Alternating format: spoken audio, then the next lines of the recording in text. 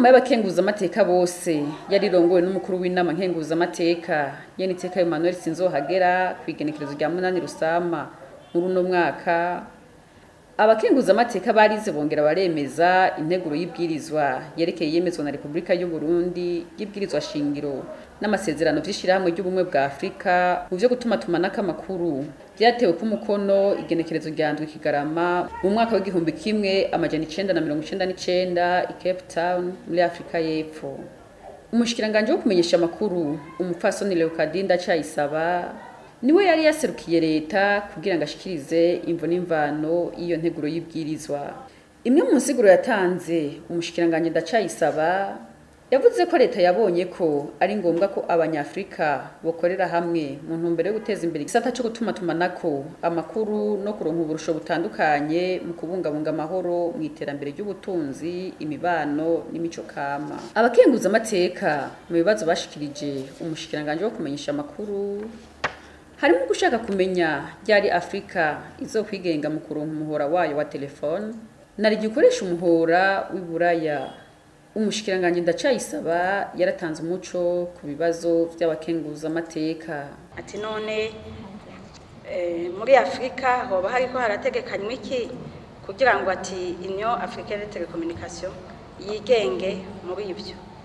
Aha no bamenyesha ko Union Africaine de Télécommunication ni branche ni gisata cayite kubera Union Internationale de Télécommunication iraba ibihugu byose. Nukuvuga chaque région iragira ico twokwita akanyoba babo kabo bakarabira hamwe ingene muri iyo région yabo ingene byo gutuma tumanako bimeze. Nkuko rero natwe turi mu muryango wa Afrika twavuga ko uri mu gisata cayite natwe dutegerezwa kugira ibitugenga mu gushira mu ngiro inama mu biba byavuye mu nama nkuru iba yabaye ku rwego rwa yite.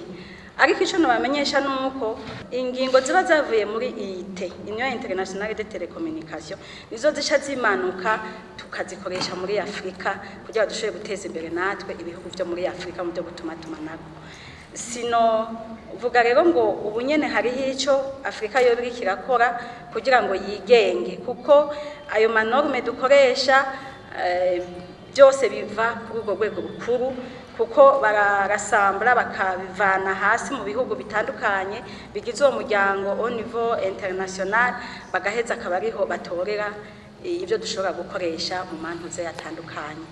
Rero sinovuga ko igomba yo kwigenga idakurikije ibiba byatunganijwe ku rwego rw'isi muri Union Internationale de Télécommunication muri bijya bisata bitatu nababwiye ikijanye n'amaradiyo diffusion radio communication, ikijanye n'amanorme standardisation n'ikijanye na développement de télécommunication.